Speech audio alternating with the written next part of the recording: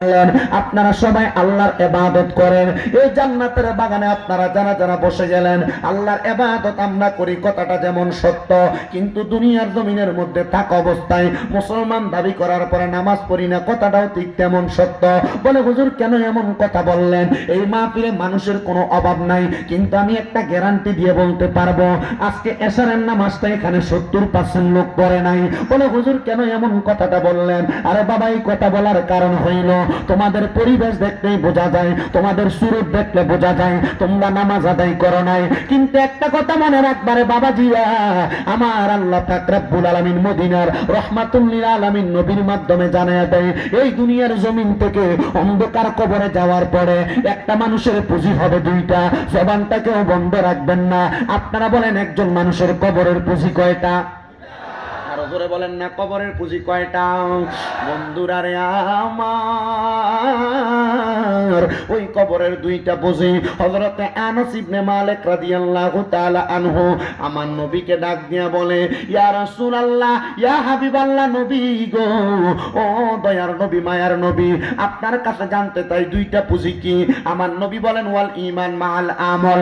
এক নাম্বার হইল ঈমান, দুই নাম্বার হইল আমল। এই ঈমান এবং আমল দুইটা পুঁজি নিয়া কেউ যদি কবরে যাইতে পারে, ওই কবর হবে তার জন্য সুন্দর, ওই কবর হবে তার জন্য নাজাতের ফয়সালা, ওই কবর হবে তার জন্য জান্নাতের বাগিচা। ইয়া রাসূলুল্লাহ, নবী গো,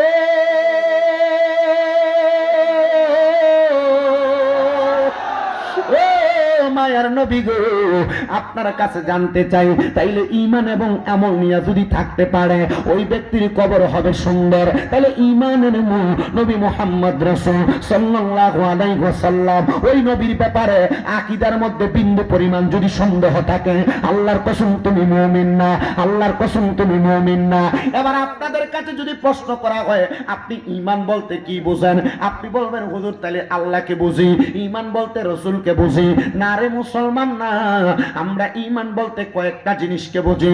আমানতু বিল্লাহি ওয়া মালাইকাতিহি ওয়া কুতুবিহি ওয়া রাসূলিহি ওয়াল ইয়াউমিল আখিরি ওয়াল কদরি খায়রিহি ওয়া শাররিহি মিনাল্লাহি তাআলা ওয়াল বাসি বাদাল মাউত।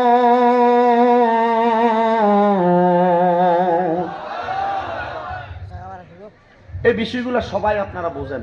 কোন মাইকটা ওপেন চলতেছে?